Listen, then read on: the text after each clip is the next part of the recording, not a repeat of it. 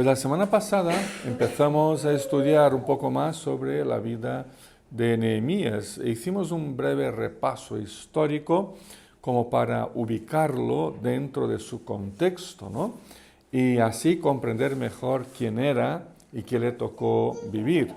Al concluir la semana pasada mencioné el hecho de Nehemías, al ser un burócrata de la corte del emperador persa, y luego más tarde gobernador de la provincia de Judea, pues mencioné que Nehemías sirvió al Señor por medio de su vida profesional y de sus capacidades naturales o capacidades adquiridas con el paso de los años, ¿no? Pues hoy quiero tirar un poquito más de esa línea. Nehemías vivió una vida de vocación, una vida de servicio a Dios. Podríamos decirlo de otra manera. Nehemías sirvió a Dios en un ambiente claramente secular y no un ambiente religioso. Como vimos, él no era profeta, tampoco sacerdote, no era levita, no era alguien que se dedicaba a la vida y a las tareas religiosas de ninguna manera. Era un burócrata, el copero del rey, y luego se trasladó a Judá con el encargo de gobernar esa provincia que pertenecía a Persia en ese momento de la historia y con el encargo de reconstruir las murallas de Jerusalén.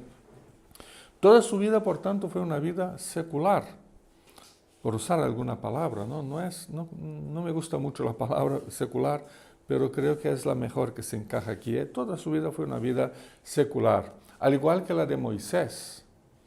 ¿Quién era Moisés? Moisés era un estadista, Moisés fue militar, fue lingüista y por fin fue el jefe de un enorme grupo de esclavos que huían de Egipto. Al igual que José de Egipto. ¿Quién era José? Pues un administrador. Al igual que Daniel, que era un hombre público, además de profeta, era un hombre público que se tornó en uno de los líderes del movimiento que redescubre la Biblia en sus días. Pues ninguno de ellos estaban dedicados 100% al oficio religioso o profético o sacerdotal. En ese sentido se podría decir que eran personas seculares, con actividades seculares. Pero ¿qué tenían en común Moisés, José, Daniel y Nehemías? ¿No? Pues yo sugiero al menos 4 respuestas. ¿Qué tenían en común estos hombres? En primer lugar, eran profesionales competentes y honestos, en quienes se podía confiar responsabilidades y privilegio. Y además, en segundo lugar, tenían una clara visión del reino de Dios y se firmaban en la ética del reino de Dios. Y por eso, número 3, se mostraban dispuestos a arriesgar su estatus y sus privilegios. ¿Por qué? Número 4, porque su mayor interés era el avance del reino de Dios, porque su lealtad última era Cristo, su pueblo y todos los que aún no habían sido alcanzados por la gracia de Cristo. Pues en este primer capítulo de Nehemías, de su libro, vemos a Nehemías como una persona que vivía una vida de vocación y una vida de servicio. Algunos elementos de esa vida de vocación que nos pueden inspirar a nosotros hoy podrían ser los siguientes. Primero, una vida de vocación es una vida pendiente de las necesidades ajenas. El texto no lo dice con estas palabras, pero lo primero que hizo Nehemías al regresar su hermano con otros hombres de Judea, lo primero que hizo no fue dar una fiesta de bienvenida no. Lo primero que hizo fue preguntar por los que habían vuelto a su tierra natal hacía ya más de 50 años de este movimiento de retorno, ¿no? Ya habían pasado más de 50 años. Quería saber cómo estaban. Y quería saber también el estado en que se encontraba Jerusalén, la ciudad. Es como si al escribir brevemente ese encuentro con su hermano, quisiera que nos diéramos cuenta de su preocupación y de su carga por ellos. Nehemías toma la iniciativa de hablar francamente del tema con su hermano y con los que vinieron con él, porque de hecho se preocupaba, quizás se angustiaba por el estado en que vivía mientras él tenía un excelente trabajo en el palacio, posiblemente vivía en una casa preciosa, ¿no?, con bastante influencia política y con bastante dinero. Pero ¿y sus hermanos, los que hace 50 años volvieron a su tierra? ¿Qué de su pueblo? ¿Qué de sus hermanos? ¿Qué del pueblo elegido de Dios? Tras un largo viaje cruzando cientos de kilómetros por desierto, más o menos un viaje de unos 1500 kilómetros por desierto, con algunos oasis por mitad del camino, ¿no? Rodeados por enemigos y sufriendo peligros naturales de cruzar más de 1000 kilómetros por un desierto, pues llegaron esa gente a su querida y absolutamente destrozada ciudad de Jerusalén, mientras muchísimos se murieron en mitad del camino, ¿no? Se quedaron por el desierto. En la Jerusalén que llegaron solo había ruinas y destrucción. No había amigos, no había familiares esperándolos, ni plantaciones, ni ganado, ni pozos de agua, no había nada. Estaba todo destrozado. ¿Y qué de esas personas? ¿Qué pasó con ellos? Esa era la preocupación de Nehemías. Nehemías tenía carga en su corazón por ellos. Una vida de vocación es una vida en la que tú y yo, independiente de si somos pastores, misioneros, albañiles, ingenieros, amas de casa, empresarios, lo que sea, estamos permanentemente pendientes de los demás, interesados en su bienestar físico y espiritual, intercediendo con carga ante el Señor por los demás, aconsejándolos, enseñándoles la palabra, orando con ellos y por ellos. En otras palabras, una vida de vocación, al ejemplo de Nehemías, es una vida en la que servimos a los demás con los dones, los talentos, las capacidades, los recursos que nos lo ha dado el Señor, porque estamos efectivamente preocupados y pendientes de los demás. En segundo lugar, una vida de vocación es una vida entregada. No solo es una vida pendiente de las necesidades ajenas, sino que es una vida entregada.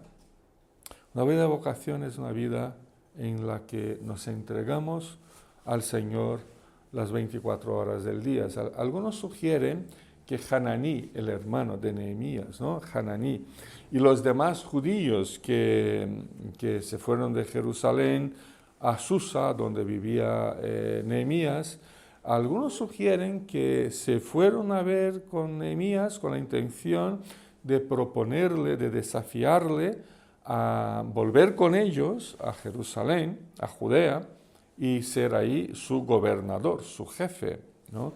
La cuestión es que eso no se dio muy bien de esa manera, ¿no? Porque el gobernador no era alguien elegido por el pueblo.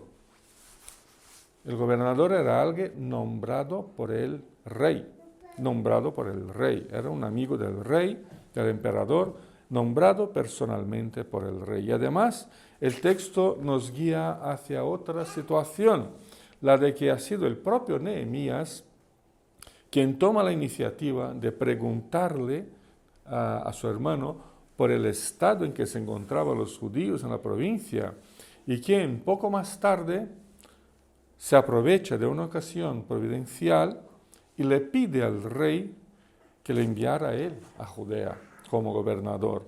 No era que estaba buscando un ascenso profesional, ni que cobraría más. Lo que estaba buscando eran más problemas, ¿no? Al pedir al emperador que lo nombrara gobernador de Judea, no estaba pidiendo más dinero, no estaba pidiendo más influencia, estaba pidiendo más trabajo y más problemas, porque Judea estaba cercada por revueltas armadas. Él tendría que enfrentarse a eso, ¿no? Tendría que enfrentarse a su propio pueblo, que ya no le interesaba más construir nada de Jerusalén, ni de muro, ni de templo, querían construir sus casitas y vivir, ¿no? Él tenía que enfrentarse a su propio pueblo y a las amenazas externas. O sea, amenazas externas eran vecinos armados que querían matarles. Entonces no estaba buscando un ascenso profesional.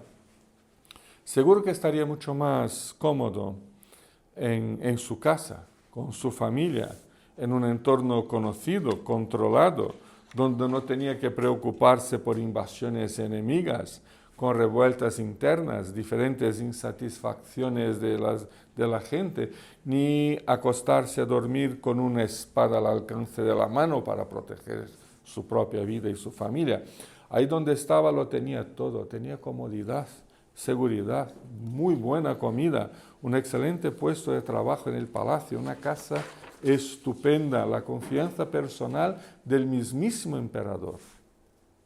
Nehemías se sintió claramente llamado por Dios para entregarse a un servicio en pro de que su pueblo, usando por tanto sus talentos y su experiencia profesional, llegara a tener pues su ciudad reconstruida y mejores condiciones para seguir viviendo. Así que es una vida de vocación, es la vida de servicio, de vocación, es una vida en la que uno se entrega al Señor para lo que le toque, lo que nos toque vivir y hacer, en la que podemos estar hoy muy cómodos y pasado mañana por una entrega personal estar en una situación de peligro, de debilidad, de incomprensión, incluso de soledad.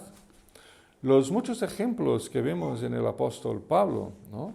Apóstol Pablo ya serían ejemplos suficientes para entender que al entregarnos enteramente a Cristo, no nos entregamos a una vida de realizaciones personales, más bien vivimos entregados al servicio, conforme a nuestros dones, claro, conforme a nuestros talentos, pero entregados a la evangelización, a infundir ánimo a otros, a enseñarles el camino de Cristo a todos los demás.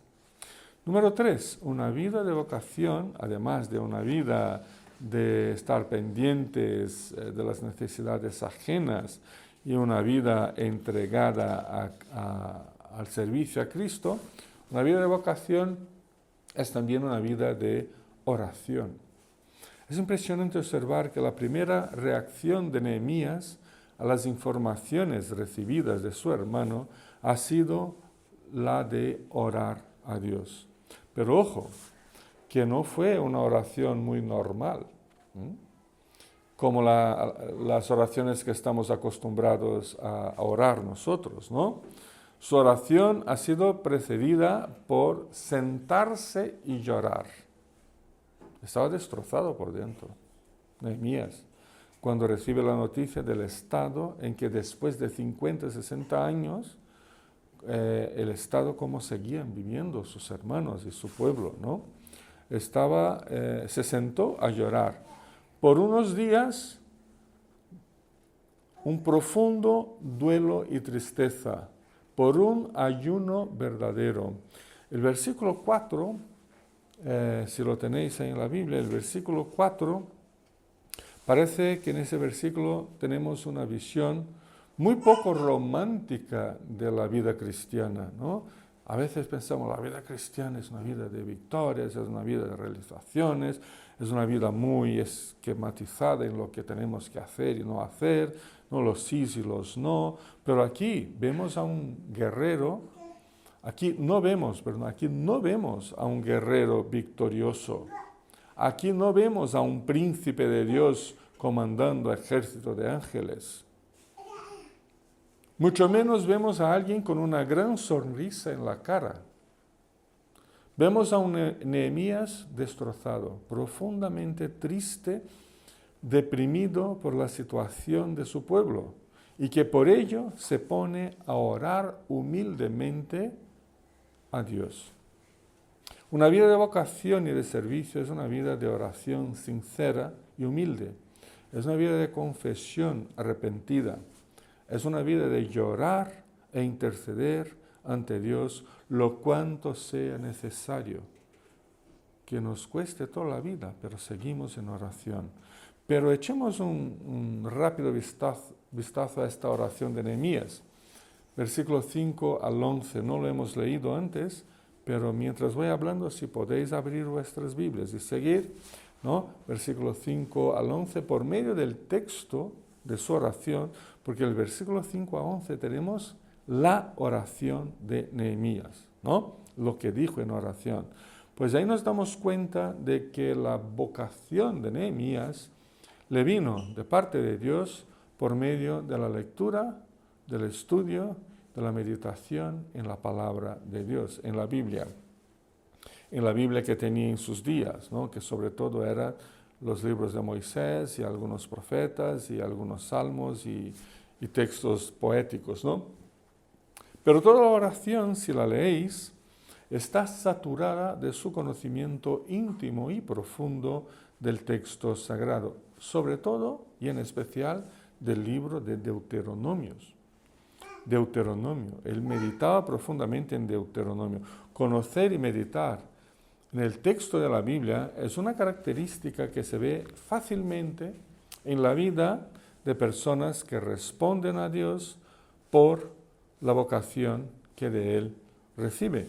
Por ejemplo, Daniel en el exilio leía sobre todo al profeta Jeremías. Si vamos a Daniel capítulo 9, versículo 2, lo vamos a ver, ¿no? Y el apóstol Pablo se retiró al desierto por unos 3 años cuando se dedicó a releer todo el Antiguo Testamento, ahora a la luz de la obra de Cristo, del Cristo que le apareció en el camino de Damasco y que lo llamó por su nombre, y ahí fue donde él se entrega al Señor. Pues tendría Pablo que seguir con sus propios conceptos, ¿no? Él se retiró 3 años a vivir en mitad del desierto para que nadie le estorbara, y ahí se puso a releer toda la Escritura y redefinir, reformatear sus conceptos acerca del texto bíblico.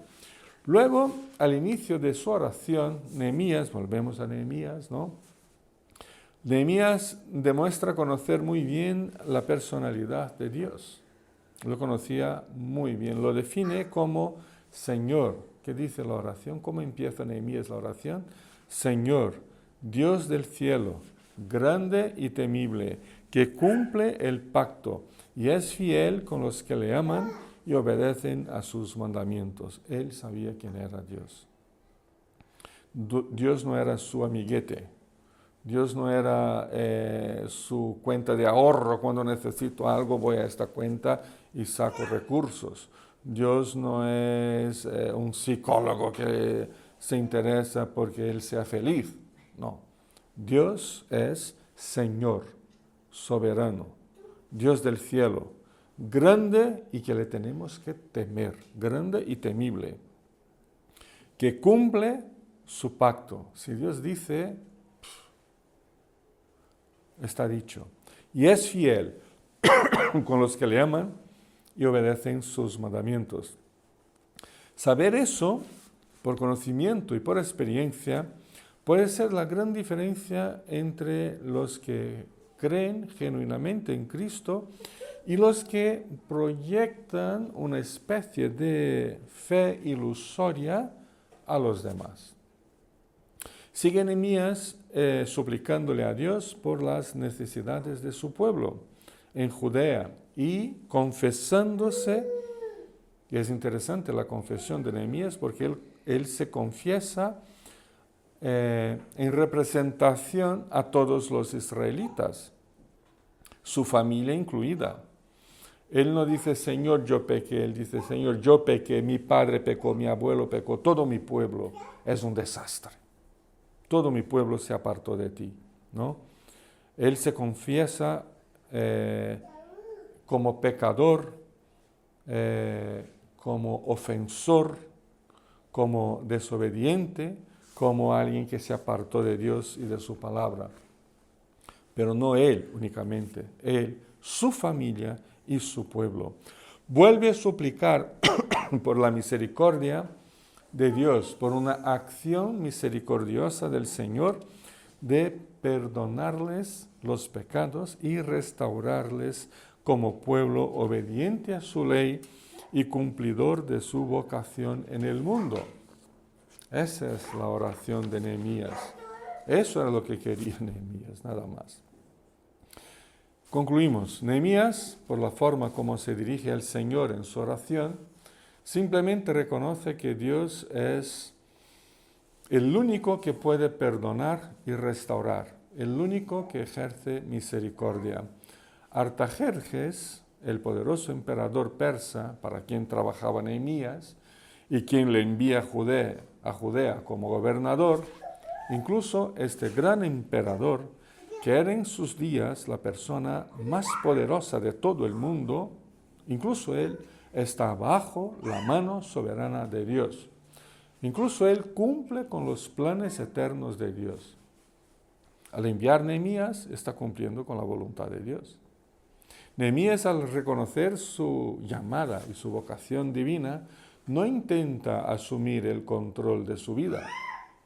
Más bien, él se humilla y llora, ayuna y ora, se entrega a Cristo y se consagra a servir al Señor con los dones y con toda la experiencia profesional que tenía. Al ejemplo de lo que leímos antes, de Juan el Bautista, ¿no? Importa que Cristo crezca y que yo mengüe. Pues Carlos, Felipe, Lorena, Rosa, Martín, Agustín y todos los demás somos igualmente llamados y vocacionados por Dios para servirle a Él y a los demás, con nuestras profesiones, con nuestras capacidades, con nuestros dones espirituales, con nuestros talentos naturales, con nuestros recursos. Así es una vida de vocación. Que el Señor nos ayude y nos bendiga. Amén.